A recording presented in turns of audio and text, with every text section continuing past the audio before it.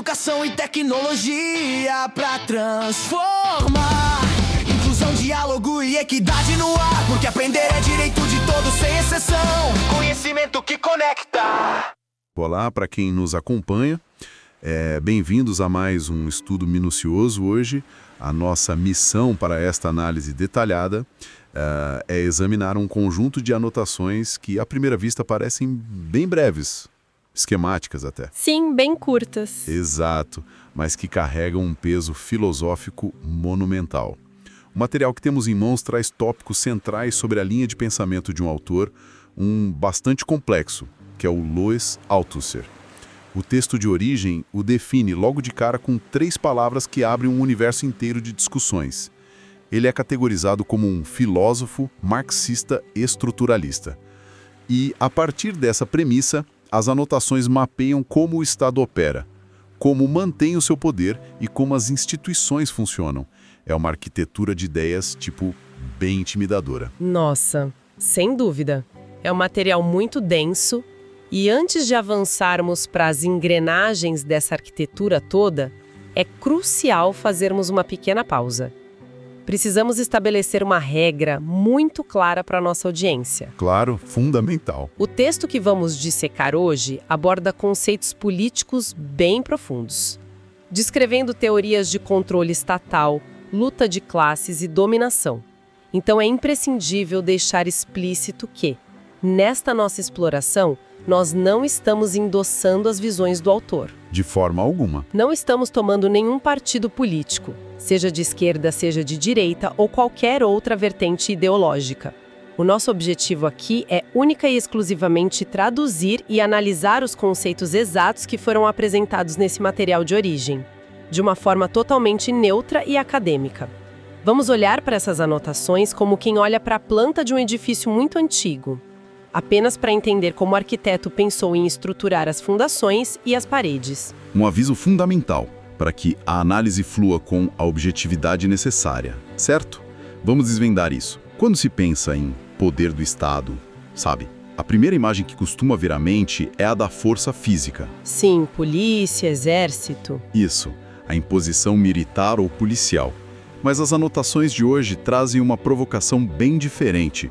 Como é que instituições cotidianas e íntimas, como a família que nos cria ou a escola de estuda, podem ser vistas como ferramentas de controle de um governo? Para entender essa lógica, o texto aponta para o que chama de principal tese de Althusser. E debaixo desse título, há 2 expressões bastante parrudas: o anti-humanismo teórico e a primazia da luta de classes. São termos pesados. Muito. Olhando puramente para a dinâmica dessas palavras no documento, como podemos traduzir o que elas significam? Porque confesso que a anti-humanismo soa quase como o plano de um vilão de cinema. É uma excelente porta de entrada. E a estranheza com o termo é totalmente compreensível. A palavra anti-humanismo pode soar assustadora, quase como uma aversão à humanidade em si. Mas no contexto do estruturalismo citado no documento, o significado é outro. É puramente metodológico. Ah, entendi. Significa que, teoricamente, o foco para entender como a sociedade funciona não está no ser humano individual, não está nas escolhas livres, nas vontades, na moralidade ou na essência de uma única pessoa. O estruturalismo olha para a estrutura. Para ilustrar, é como observar um formigueiro.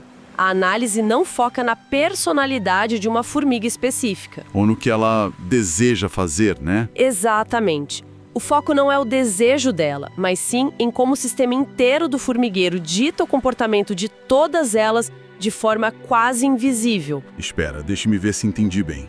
Quer dizer que, sob essa ótica, a individualidade ou o livre-arbítrio não importam para a análise.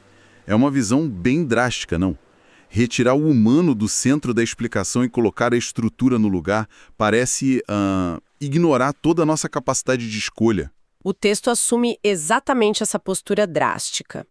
O indivíduo, nessa teoria, é visto quase como uma peça de xadrez, ou uma engrenagem dentro de um maquinário muito maior. A estrutura pré-existente dita as regras, os papéis e os movimentos possíveis das peças. Entendi. Portanto, quando o documento fala em anti-humanismo teórico, Está apenas declarando que a teoria recusa a ideia de que o indivíduo seja o motor da história. O motor é a estrutura. E isso nos leva diretamente à segunda parte da tese principal que o material lista, a primazia da luta de classes. A palavra primazia já indica que isso é o ponto de partida absoluto. Mas como essa luta de classes atua como motor dessa estrutura que acabou de ser descrita? Pensemos na estrutura da sociedade como algo que não é neutro, nem pacífico por natureza. A primazia significa que a fundação de tudo é o conflito. O texto opera sob a premissa de que a sociedade é dividida em classes com interesses opostos. Historicamente, aqueles que detêm os meios de produção e aqueles que vendem sua força de trabalho. Esse atrito constante, essa disputa por poder e recursos, é o que dita o ritmo do formigueiro que mencionamos. O formigueiro está sempre em tensão, então? Perfeito. Se o foco está nas estruturas e a principal força motriz dessas estruturas é esse conflito de classes, então o Estado, sendo a maior de todas as entidades organizadoras, precisa intervir. Ele precisa de mecanismos para gerenciar esse atrito gigantesco e manter a ordem. Geralmente a favor de quem já domina a estrutura. Nossa, uma premissa que muda completamente a forma de enxergar o papel das instituições. O Estado deixa de ser um árbitro neutro, apitando um jogo justo, e passa a ser o gerente que garante que as regras do jogo continuem beneficiando um lado específico. E é a partir dessa necessidade de manter a ordem que o material de origem divide o funcionamento do Estado em duas grandes categorias, certo? Exato. O documento apresenta duas faces da mesma moeda estatal. E a primeira delas é a mais fácil de reconhecer no dia a dia. Vamos olhar para essa primeira face, então. O texto categoriza um grupo de instituições sob o título de Aparelhos Repressivos do Estado, usando a sigla ARE. Vou ler a lista que o documento nos fornece e peço que quem nos escuta preste muita atenção à natureza de cada um desses itens. Os aparelhos repressivos do Estado são governo, exército, polícia, tribunais e prisões. É uma lista bem direta. O que é fascinante aqui é o padrão cristalino que emerge dessa lista. Um padrão que contrasta fortemente com o que veremos a seguir. Por que o autor usa a palavra repressivos? Porque todas essas 5 instituições operam essencialmente através da força, da coerção física ou da ameaça de punição direta. A parte violenta do controle. Sim. Quando a ordem de uma sociedade é ameaçada de forma explícita, quando há uma quebra das regras do jogo da luta de classes, o Estado aciona esse aparato. É o uso do poder bruto. Faz sentido. O exército e a polícia representam o braço armado, a força física imediata. Os tribunais e as prisões representam a força legal e a restrição de liberdade. Se uma regra é quebrada, a polícia age, o tribunal condena, a prisão isola o indivíduo. Mas me tira uma dúvida sobre o primeiro item dessa lista: o governo. Por que o governo em si está listado ao lado de prisões e exércitos como um aparelho repressivo? É uma observação importante. O governo, nessa estrutura, atua como o comando central desses braços armados e punitivos. É a administração que detém o monopólio do uso legítimo da força. Ah, claro. É ele quem dá a ordem. Exatamente. O governo é a entidade que decide quando enviar a polícia, quando acionar o exército ou quando endurecer as leis que os tribunais vão aplicar. Quando a sociedade pensa no poder do Estado, é exatamente essa lista repressiva que vem à mente. É um poder totalmente tangível e externo. É a face que não precisa de sutilezas. Bate de frente. Precisamente. Funciona na base da imposição. E vale notar um detalhe linguístico no material. O texto usa a palavra aparelho no singular ao dar o título original da teoria para o lado repressivo. Como se todas essas instâncias formassem um corpo único e coeso. Um bloco sólido. Isso. Mas aqui entra a grande virada do pensamento de Althusser. Um Estado não consegue se sustentar a longo prazo usando apenas a força bruta. Ter um policial em cada esquina, ou encarcerar todo e qualquer cidadão que discorde minimamente da estrutura é não apenas caríssimo, mas insustentável e ineficiente. A repressão constante gera revolta constante. Que é que a coisa fica realmente interessante.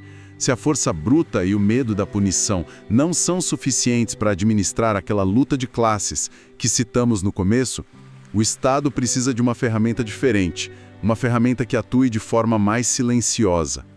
E é nesse ponto que o texto introduz a segunda categoria, os aparelhos ideológicos do Estado, ou AIE. A lista que o material fornece para os AIEs é no mínimo surpreendente. Vou enumerar cada um deles.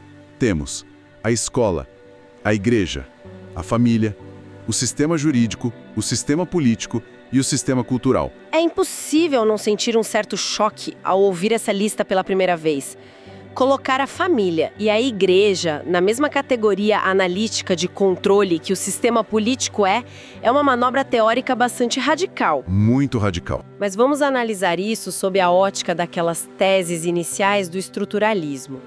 Se o aparelho repressivo usa a violência e a punição externa, o aparelho ideológico, como o nome indica, usa a ideologia.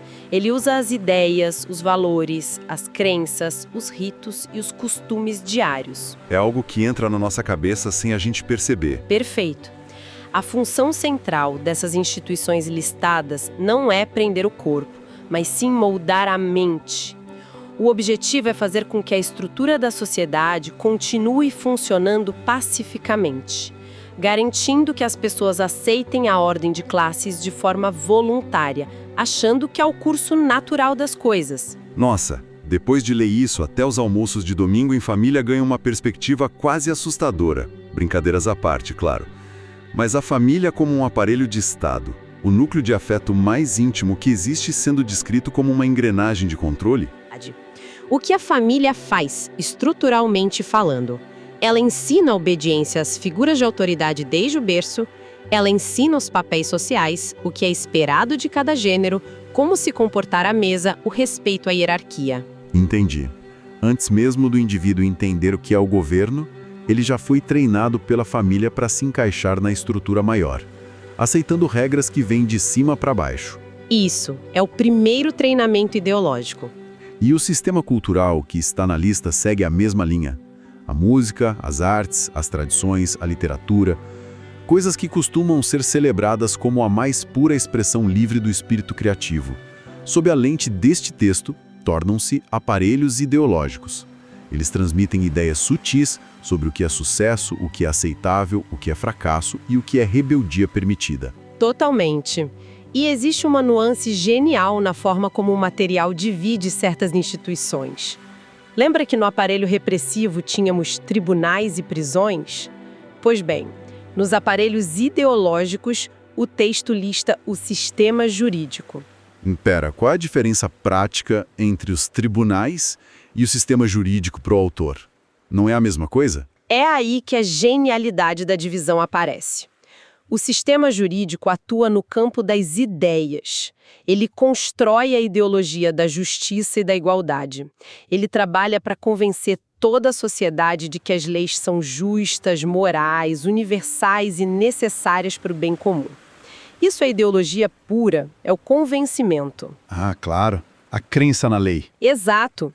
Mas quando essa crença falha, quando a ideologia não é suficiente para impedir alguém de quebrar a lei, a ilusão se desfaz.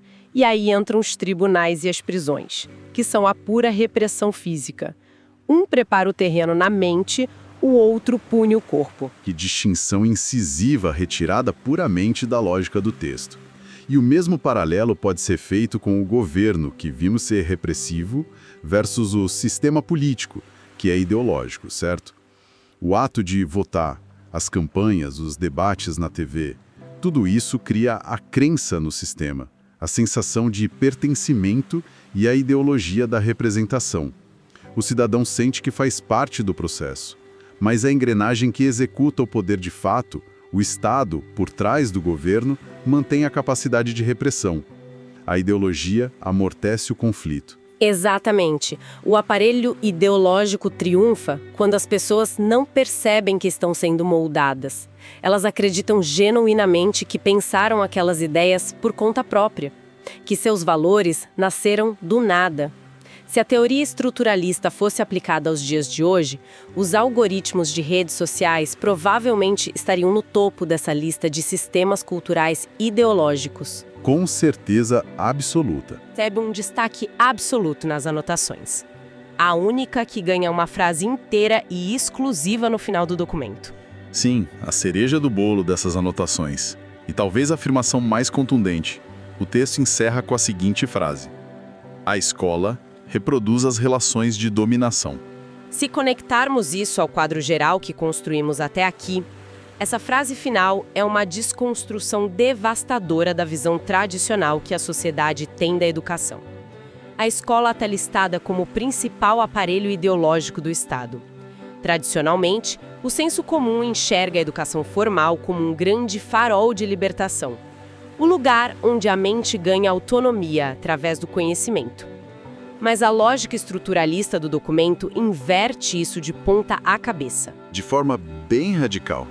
De acordo com o material, a função estrutural da escola não é prioritariamente ensinar fatos de biologia, literatura ou matemática. A função central, o motivo pelo qual ela existe como instituição obrigatória, é reproduzir as relações de dominação. Para quem nos ouve, pensemos no simples ato de ir à escola, removendo todo o verniz romântico do aprendizado. É um excelente exercício de imaginação estrutural. Entra-se em um prédio com horários rigidamente ditados por um sinal sonoro muito parecido com o de uma fábrica. As pessoas sentam-se em fileiras estruturadas de forma hierárquica, todas viradas para a autoridade na frente da sala. É preciso pedir permissão para falar, permissão para ir ao banheiro. Aprende-se a consumir um conteúdo previamente aprovado por instâncias superiores e a ter o próprio valor medido por métricas padronizadas. Essa descrição anatômica do ambiente escolar ilustra o conceito de forma brilhante. Nossa audiência pode notar que o que está sendo ensinado ali, nas entrelinhas, muito antes da matemática ou da história, é a submissão a um ritmo de trabalho externo. É o respeito inquestionável à autoridade e a aceitação de um lugar pré-determinado dentro de um sistema avaliativo. É um treinamento comportamental de longo prazo. Sim. O texto sugere que a escola pega o indivíduo que acabou de sair da família, que, como vimos, já iniciou o trabalho ideológico, e o treina de forma intensa durante anos para entrar no mercado de trabalho. E não apenas o treina com habilidades técnicas, mas o treina ideologicamente para aceitar as relações de classe daquela sociedade. E como exatamente essa reprodução da dominação acontece na prática, segundo a teoria? Porque nem todo mundo sai da escola para fazer a mesma coisa. As trajetórias são diferentes. É justamente essa divisão o grande truque do aparelho ideológico escolar. A escola processa massas de indivíduos e os distribui. Uma grande parcela sai mais cedo do sistema educacional ou com formações mais básicas e vai compor a classe trabalhadora manual, treinada para obedecer ordens e aceitar salários específicos como algo natural. A base da pirâmide. Isso. Outra parcela avança um pouco mais, tornando-se os técnicos e pequenos gestores. E uma minoria atinge o topo do sistema educacional, sendo treinada para se tornarem os grandes líderes, administradores ou intelectuais que vão gerenciar os próprios aparelhos de Estado. A escola garante que todas essas pessoas saiam com a mentalidade adequada para suas respectivas posições. Quem vai mandar aprende a comandar. Quem vai obedecer aprende a se submeter. Tudo sob disfarce da meritocracia escolar. É por isso que ela reproduz a dominação, garantindo que a estrutura atual seja transportada para a próxima geração quase intacta. É um raciocínio muito denso. A ideia de que o diploma, em vez de ser um atestado de emancipação intelectual, atue como um certificado de que o indivíduo foi devidamente formatado pelo aparelho ideológico do Estado, para ocupar o seu lugar na base ou no topo da pirâmide. Isso nos leva de volta diretamente àquela primeira tese que discutimos lá no início, o anti-humanismo teórico. Tudo se conecta de uma forma bem circular. Sim, a amarração teórica de Althusser é muito coesa. A escola, nessa visão estruturalista, não tem qualquer interesse em cultivar a essência humana única ou os talentos abstratos de cada aluno. A estrutura engole o indivíduo porque ela tem necessidades pragmáticas. A sociedade precisa de operários, de gerentes, de policiais e de políticos para que a engrenagem da luta de classes continue girando. E precisa, acima de tudo, que essas pessoas não se rebelem contra seus papéis. O triunfo absoluto do aparelho ideológico sobre o aparelho repressivo é este: a dominação torna-se invisível. Se o Estado precisasse colocar a polícia na porta de cada fábrica ou escritório para forçar as pessoas a trabalhar, o sistema colapsaria. A escola e a cultura garantem que a Força Armada fique guardada na gaveta na maior parte do tempo. Então, o que tudo isso significa no panorama geral? Fazendo uma síntese da nossa intensa rota de hoje. Partimos de notas esquemáticas para tentar decifrar a visão estruturalista marxista de Althusser. Começamos compreendendo suas teses centrais: o anti-humanismo teórico, que retira o indivíduo do foco e prioriza a força invisível das estruturas, e a primazia da luta de classes, que é o motor de atrito que exige que o Estado se organize. A partir dessa base, dissecamos as duas mãos que operam esse controle. De um lado, a mão pesada e punitiva, os aparelhos repressivos do Estado, compostos pela força governamental, militar, policial e prisional. E do outro lado, a mão invisível e formadora de mentes, os aparelhos ideológicos do Estado, as famílias, as igrejas, os sistemas cultural, político e jurídico, atuando não com cacetetes, mas através da construção diária de crenças, rituais e valores que pacificam a sociedade. Até culminarmos na afirmação mais forte do documento, colocando a escola não como um refúgio do saber livre, mas como um motor principal que absorve gerações inteiras, as divide e as processa, garantindo a reprodução contínua e silenciosa das relações de dominação. Diante de uma teoria tão cética, que tenta desconstruir a inocência de praticamente todas as instituições que nos cercam desde o momento em que nascemos, eu pergunto: qual é o valor real de dissecar esses conceitos para além do exercício puramente acadêmico? Por que examinar anotações de décadas atrás com tanto microscópio hoje em dia? O grande valor de um estudo como este reside no fortalecimento muscular do pensamento crítico. Como fizemos questão de ressaltar no início, não se trata de sair daqui acreditando cegamente que a família ou a escola são meros instrumentos maléficos de controle opressivo. A importância de ter contato com teorias estruturalistas radicais é que elas funcionam como uma lente de aumento poderosíssima. Uma lente para revelar dinâmicas de poder que preferem permanecer invisíveis na sociedade. Vivemos em um mundo moderno saturado por um excesso de informações, bombardeados o tempo todo por mídias, redes e algoritmos que ditam sutilmente o que devemos consumir, como devemos viver e o que devemos valorizar. O volume de influências hoje é infinitamente maior do que na época em que o texto foi escrito. Exatamente. Entender essa linha de pensamento aguça a percepção de quem nos escuta. Permite que se questione os propósitos subjacentes às regras do cotidiano. Ao compreender como um filósofo descreve a mecânica fria da ideologia, desenvolve-se a capacidade de não aceitar a realidade como algo que simplesmente nasceu assim, mas como algo que foi meticulosamente construído.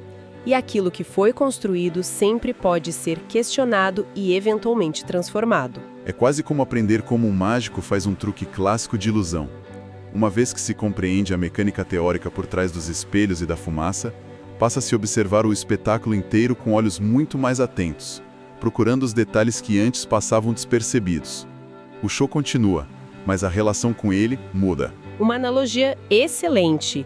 E para amarrar essa nossa análise com um último fio de reflexão, a partir de tudo que extraímos desse texto, quero lançar um questionamento para a audiência continuar remoendo, muito além do tempo que passamos aqui hoje. É uma provocação que surge diretamente do embate entre a mente humana e as estruturas descritas no material. Deixando uma semente plantada. Isso, a reflexão é a seguinte: Se a nossa família, a igreja que frequentamos, o sistema cultural que consumimos e as escolas onde passamos a juventude são todos classificados por essa teoria como aparelhos ideológicos moldados para reproduzir uma dominação que já existia antes de nascermos, será que existe espaço na vida moderna para o livre-arbítrio genuíno? Ou será que até as nossas crenças mais íntimas, os nossos desejos pessoais e os nossos valores morais de certo e errado são, no fim das contas, apenas produtos bem-sucedidos de uma gigantesca e invisível estrutura de Estado? Essa daquelas ideias que deixam a gente com a pulga atrás da orelha por semanas. Uma verdadeira implosão de certezas cotidianas para se digerir com bastante calma. Quero agradecer profundamente a nossa audiência pela companhia paciente e atenta nesta intensa jornada intelectual através dos meandros da teoria estruturalista. Analisar textos aparentemente curtos, mas com um poder de questionamento tão elástico, é sempre um exercício formidável que expande nossos horizontes. Continuem questionando as estruturas ao seu redor, continuem buscando entender as engrenagens invisíveis que movem o mundo e nos encontramos na nossa próxima exploração. Até lá!